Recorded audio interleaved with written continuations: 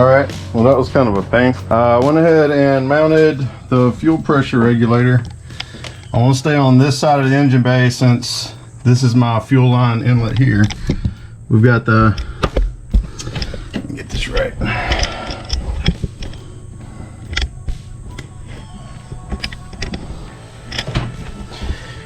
We've got Earl's fittings, the adapter, a 45. We're gonna come right up here with the fuel line.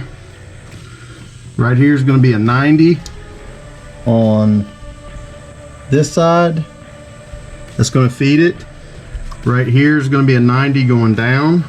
This is going to be fuel from the pump. Right here is a straight going down. That's going to be my return.